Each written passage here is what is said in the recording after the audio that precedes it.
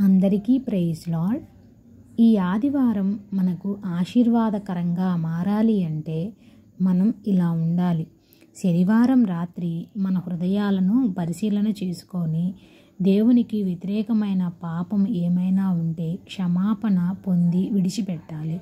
దేవుడు నీతో మాట్లాడుటకు సిద్ధపాటు కలిగిన హృదయాన్ని కలిగి ఉండాలి. ఆదివారం ధరించబోయే బట్టలు శనివారమే సిద్ధం చేసుకొని పెట్టుకోవాలి. అంతేగాని ఆదివారం చర్చి సమయం అయిపోతున్నప్పుడు బీరువా మొత్తం వెతుక్కుంటూ సమయాన్ని పాడు చేసుకోవద్దు. శనివారం రాత్రి ఆలస్యంగా పడుకొని ఆదివారం ఆలస్యంగా లేచి ఆలస్యంగా చర్చికి వెళితే దీవెనలు ఎలా పొందుకుంటాం?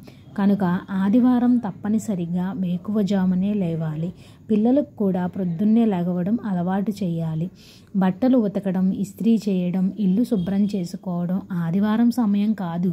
అది దేవుని సన్నిధికి గడపడానికి మనకి ఇవ్వబడిన రోజు.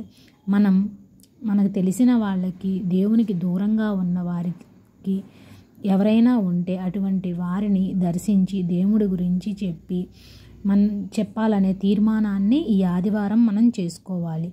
వీలైతే మనకు తెలిసిన వారిని మన ఇంటికి ఆహ్వానించి కలిసి సహవాసం చేయడం, కలిసి భోజనం చేయడం, కలిసి ప్రార్థించడం ఆశీర్వాదకరం.